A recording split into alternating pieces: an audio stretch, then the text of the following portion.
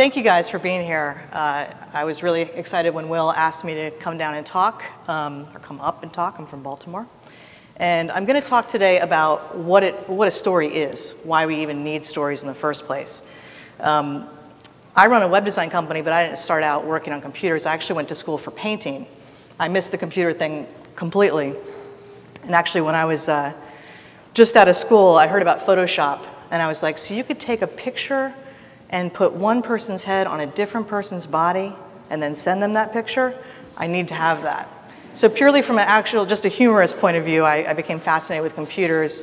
I'd always found them to be interesting, but more like, what can you get them to do?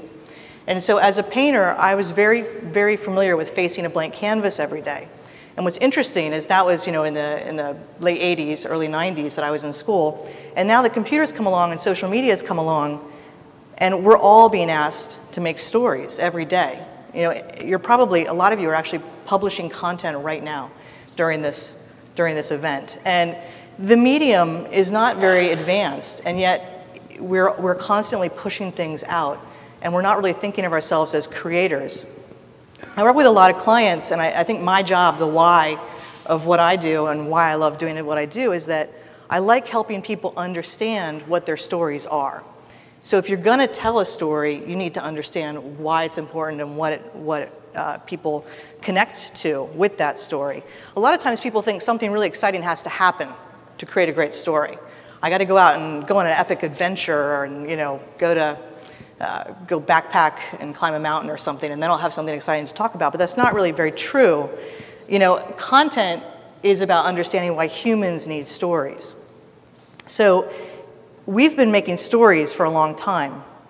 So I want to back up about 30,000 years, because really we started out making stories before we were talking, before we were writing. I mean, we might have been grunting a little bit, but we were making these beautiful stories through visual storytelling. And it was a way that we were surviving. It was a way that we were evolving as a species. And I would say that it's distinctive that humans are the only story makers out there. We're the only species that's really creating content. So it's a real core thing that we need. I think that without stories, we probably wouldn't be here. They help us navigate complex situations, whether we're going to experience them in our real life or not. They're really important to our survival. So this is one of the very first, earliest surviving forms of written storytelling. And it's the Epic of Gilgamesh. How many of you have read it? So it's epic, right? And it's not exactly an easy read, but it contains all of the core emotional values that you could, or experiences that you could really think of. It talks about ego, power, corruption, the journey, searching for immortality, love, hate, death. You can't really go wrong with a story that's got all of that in it. But what it got right is that it talked about human emotion, and that's what makes stories important. When we dream, when we sleep, we're still telling ourselves stories. I think it's kind of interesting that that's happening. And how many of you have flown in a dream before? A few of you. It's pretty cool. How many of you have died in a dream before? Not so cool. How many of you have killed someone else in a dream before? Terrifying, right? Happy to wake up. It's amazing to me that we will go through these major, major experiences that will probably, we'll all die, unfortunately, but hopefully we never kill anybody, and we're probably not going to fly unless death is following very quickly afterwards. But we experience these things in dreams. We're not dreaming about the day-to-day life necessarily. We're dreaming about these really, we're dreaming in fiction. So why is it that we have fictional dreams? And why is it that we don't just dream the truth? And I don't know that we really know the answer to that, but I think that fiction allows us to experience more. It allows us to expand the horizons of our sense of reality. I love visual art more than words, because I think a picture can tell a story so much more powerfully sometimes than words can. What's interesting about a picture is that it evokes a memory. It is a memory. It's a recording of something that's already happened. So when you're looking at that story that's being visually conveyed to you, you're recreating it every time you look at it. It's a new experience every time that you look at it. And there's been a lot of study about memory. We don't go back and re-experience a past experience the same time every time. We actually recreate it, and it's different every time. So the way that you think about your breakfast this morning right now will be very different than the way you think about your breakfast in a few days. In fact, you probably won't remember it. But the things that you do remember that are epic events in your life that touch on some of those emotions like love or hate or fear, you're going to go back and you're going to retell yourself that story all the time, over and over and over again, to try and learn from it. But every time you do that, the story changes. So I think what's important about that is to remember that when you're creating content, you don't have to just state the facts. You're not news reporters. Your clients aren't news reporters. You're not writing a factual event by just a series of boring items. You're remembering something, and every time you go back to remember that and talk about it, you have the creative freedom to change it if you want to, and if you can tap into those emotions. And I think that that's where great stories start to come out of. So Oliver Sacks, have any of you read some of his work? The Anthropologist of the Mind, I think, was one of his earlier books. He's also studied memory a lot. Oftentimes, over time, you remember certain parts of a story differently. Certain experiences come back up into your mind when you were least expecting it. And again, that's because it's a fluid experience. It's always changing. How many of you had imaginary friends when you were growing up, when you were a little kid? All right, so some of you. So why the heck did you have an imaginary friend? I mean, how many of you, did your parents send you to a special doctor? My imaginary friend, his name was Tracey. I guess it was just easy to say when I was 3 or whatever age I was. And Tracey had a dog named Mupp. I'm pretty sure that's what Mupp looked like. Now, we used to have elaborate stories going on. If it was raining outside, I would stand by the door and wait for them to arrive because I was worried that they were out in the rain. My parents thought I had homeless imaginary friends. We'd set the places for them at the table, set a dog bowl out for Mupp. And what I don't think I knew, I obviously didn't know it at the time, but these were real entities in my life, and I was using them to create stories. Before I could really communicate, before I could really control myself, I was just sort of an emotionally triggering freak show of a 3-year-old, which we all were. These characters allowed me to start to create a story and a context for my life. So one of the greatest painters that we've ever been experienced or exposed to, Monet, at least I think so, he rarely left his own backyard. And when I was studying painting, my art teacher would remind us of that because we'd sort of think like, we need this big, great thing to paint. I need something great to paint. I need a great topic to make my picture of. And he would say, you've got it all wrong. You should be able to look at the most mundane thing, the thing that you look at every day, and just change your perspective the tiniest bit. Wait for the sun to shift 1 hour in the sky. Wait for the weather to change, the seasons to change. Wait for your mood to change. And you'll have a different composition, a different approach to the painting, a different perspective. And Monet is a great example of how that can be realized. So the Bible, probably one of the best stories, well, certainly most popular stories that was ever written. And religion and things like the Bible fill a great human need for stories to help them feel that they're answering questions. So as storytellers, if we can help people understand things that they're afraid of and that are the unknown, then I think that defines a lot of the power of religion and the power of religious writings, or writings that people really gather around and use as a call to action, because it helps them feel more united and comfortable about the things that they're afraid of, mostly what happens when we die. So religion does a great job of coming in and saying, we got that, don't worry about it. Read our book, come to our church. Unfortunately, this is the kind of storytelling we're exposed to today. Now, I'm sure the guy who parked the Mini Cooper was very excited that he could fit into that spot, and he shared that with the world. And my high school friend, Susan, was really happy about the gay pride event that she was at and the guys that she was hanging out with, and she shared that with the world. But I get so sick of seeing this shit every day. who cares, right? I mean, who cares? I could put pictures of babies up here, pictures of pets. I'm guilty of it as well. If you followed me on Instagram, you'd see a disgustingly large amount of pictures of bulldogs. So I'm guilty of it too. Why? Because it's easy, it's convenient. We all feel this urge to share, but we're sharing shit. I'm sorry, but it's true. Maybe some of you aren't, but I think the rest of you are. It's like fake sweetener, right? It gives us a momentary buzz, something that momentarily feels good, and then we're on to the next one, on to the next one. So I think we're becoming really bad sort of storytelling, story-consuming junkies. You know, we're soaking this up, and then we're spitting it out, and then we're churning it out for other people, and it's just kind of, where are the good stories? Why does this even matter anymore? So this is the picture on the left is a group of my friends and I. We were on vacation when Hurricane Sandy was forming. And so she decided to form right over the top of our island that we were on. So we sat there and we bitched about it for a week. Meanwhile, this was a pretty momentous thing that was happening. I was scared. I was sad my vacation was being ruined, but I was also really freaked out because I had to fly through this thing to get home. I was worried about my home. I was worried about my family, my friends. I was worried about everything in the path of this storm. I was worried about where it had just come from and what it had done. But there wasn't really, I wasn't putting that story out there. I was just kind of checking in on Foursquare, back at the bar, drinking, because there's nothing else to do, because the hurricanes ruined my vacation.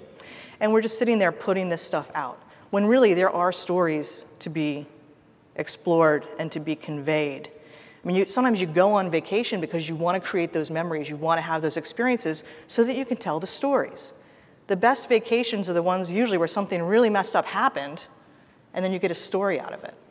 When I drove cross country, I don't talk about the Grand Canyon or all the great things I saw. I talk about the guy in Utah who I had to go have fix my car window that decided to drop and break as a giant storm was blowing in.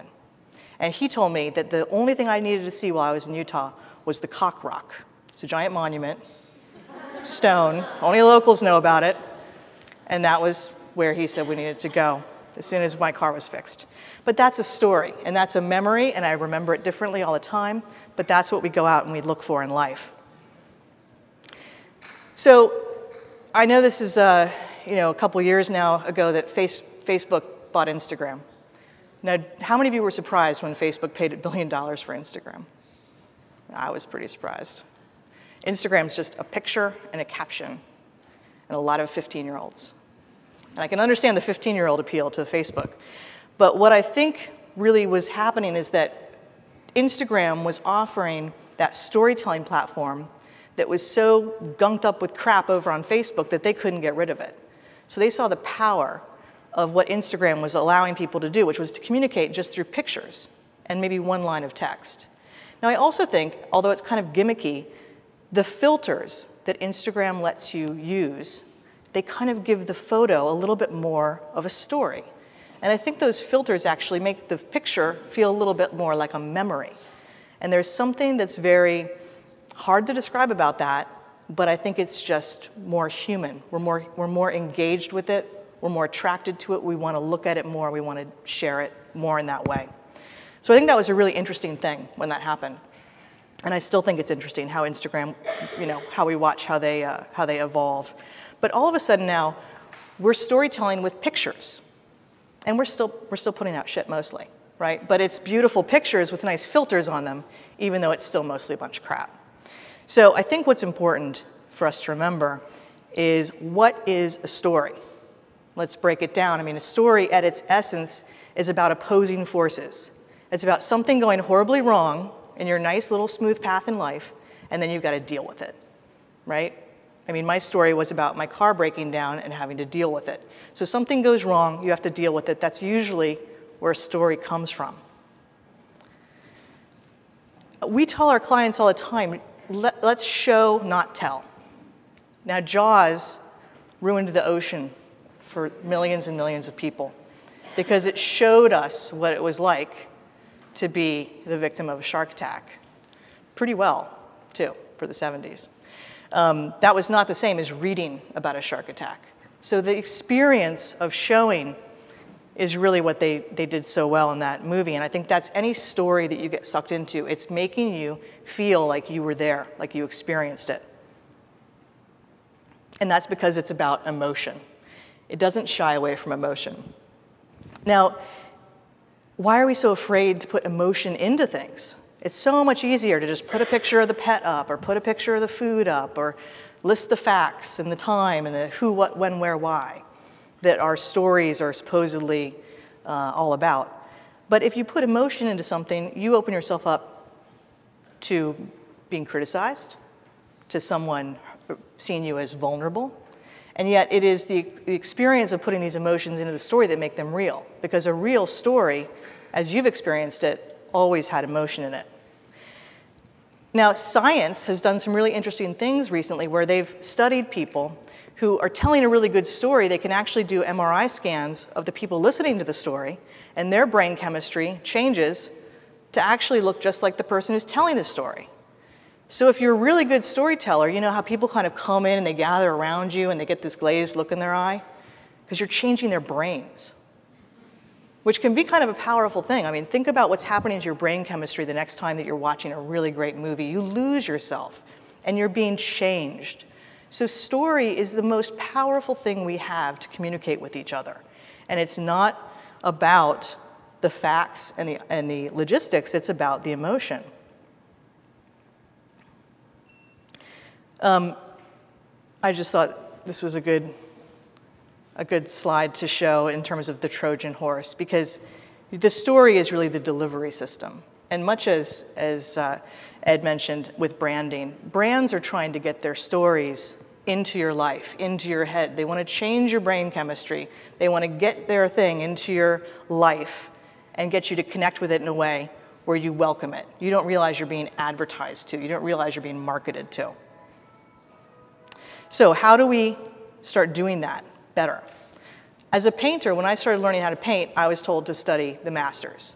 So I think for anyone out there who's trying to get better at creating stories or writing or taking pictures or working with your clients, you need to study how other people are doing it.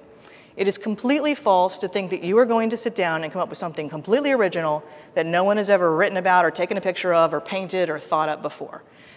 There are lots of great ideas out there. You can learn from what other people have already done. You can build off of what other people have done. Much like the community that we already talked about, it's a community of ideas, a community of stories. But I do think that you need to expose yourself to those other stories in order to get better at it. There are also some tools and some tricks that I use and that I think are very helpful in getting to a better story. So the 5 whys, who's heard of the 5 whys? All right, a couple of you.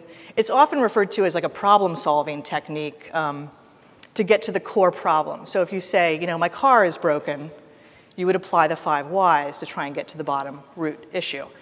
You can do the same with an emotional story. We all kind of have an initial starting point that we come at something with. So Will, in his, in the introduction of us that was put out there, they referenced an article I wrote about Baltimore. So I was reacting to a crime spree in my neighborhood, and I wrote this blog post, and it went viral, and I've never experienced anything like that before, and I don't know that I would recommend it. But what happened was I was going through this process of trying to understand why I was so upset about where I lived, and I was asking myself these questions as I was creating the content. And I think that platforms like Medium, where I published it, are really empowering stories and content to live in a much more vivid light.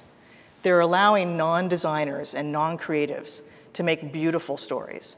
So they, I think, can inspire us, much like Apple's products make us better at what we do, or at least make us think we're better at what we do because we're enjoying it more. Medium makes our stories appear better, more well-crafted, more visually engaging. So I woke up to that in my stats, and for me that was just ridiculous. What happened is that the placement on Medium and then the shareability of platforms like Facebook and Twitter allowed this blog post to kind of go crazy. Part of it was timing, part of it was that I poured a ton of emotion into it, and a lot of it had to do with the platform. Now, in terms of what I was feeling a lot of emotions. And I sat down to write a story about those emotions, not a report. The number one place that really took off on was Facebook. I only have like a couple hundred Facebook friends. Most of them I've blocked them because they post annoying pictures all the time. And I figure most of them have probably blocked me too. So I'm sure this only reached a very small amount of people on Facebook that I linked to it. But it was Facebook where it spread, because it was a piece that was shared among communities and groups of friends. The traditional media, when I looked at refers for this article after weeks and months had gone by, the traditional refers that you would expect, like the major news networks or things like that that had picked it up, were way down low, nothing compared to Facebook. So in terms of your story, you want to make sure people can share it. If you're connecting with people and you're conveying the emotion and you're being vulnerable and you're telling that story, make sure that people can share it, if that's your goal. And to be a good storyteller, I think you have to kind of not worry about what other people will think. And that's a very scary proposition. But nobody really wants to read some glossed over bunch of PC-washed stuff that doesn't trigger any kind of emotion. So to some extent, you have to really put yourself out there and commit to a story. Now, when I asked myself the 5 whys, I was really feeling like I should move out of Baltimore City. So I thought, I don't want to live here anymore. Why? I was scared. Why? Things feel out of control. Why? There was a lot of violent crime happening all around me. Why? The city isn't protecting its citizens. So for me, my entire post kind of pointed its lens at the city leadership, but I didn't really sit down to write it thinking I'm pissed at the mayor. I didn't think about that at all. I sat down to write it going, I'm freaked out that my neighbor was just murdered. But as I was writing it, I was asking myself why. And I think that you need to remember that you don't have to know where your story is going to go in order to start it. So when you're going to create a story, let yourself start without knowing what the ending is. When I sit down to do a painting, I don't know what it's going to look like at the end. How could I? But you start by making a few marks on the canvas. You start to create something, then you have to let it take you somewhere. The root of the word art is to arrange or to fit together. So imagine that you're having these experiences, you're having these emotions, start putting these things together. I use things like Evernote to constantly jot down little ideas. I use a sketchbook. I use my iPhone to take pictures, and I record those things, and then I go back and I rearrange them and I move them around, and I think, is there a story here that's worth telling? Is there a story here that's worth sharing? Sometimes people are more interested in what other people find interesting. That's why we have Twitter, I think. I think it's okay for your story to be about what other people think and what you think about that, or even asking people what they think about what you think about what they think. The story can really go so many different ways. It doesn't have to be all about you, but you should let it take off on its own. I was also trained as an artist to turn a painting upside down to look at it sometimes, or look at it in a mirror. One of the best things I was ever taught was to put a painting I was working on and hang it at the foot of my bed. So it was the very first thing I saw when I woke up in the morning, before I had time to start gathering myself and thinking what I thought I was going to think about the painting. So I would just react to it. So when you're creating content, I think a lot of other factors that come into play are kind of removing yourself from the critic and just letting yourself vent or write or think or contemplate without judging it and without looking at it with the critic's eye. Opposites are what make great stories. Opposites are what make great paintings. You know, Ed talked about love. I don't think we could appreciate love if we hadn't experienced hate. You don't enjoy a nice sunny day if you haven't experienced a cold, rainy night. So it's the opposition of your emotions. It's the oppositions that exist in your story, the way that they combine with the emotions, that makes for an interesting story. A story is about opposing forces, opposing emotions, opposing points of view. And I think that if you can dig, and not think that you know the outcome, you'll end up with a great story. So for me, in conclusion, some of the things that I kind of go back to when I need to sit down and create content or help my clients create content is to first get inspired, look at the masters, remember to find the emotion. Why does it matter to you? Why do you care? Why should anyone else care? food pictures. Why do we care?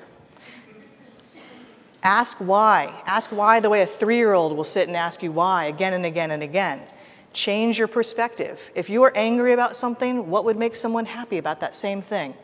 If you're scared, how would you not feel scared?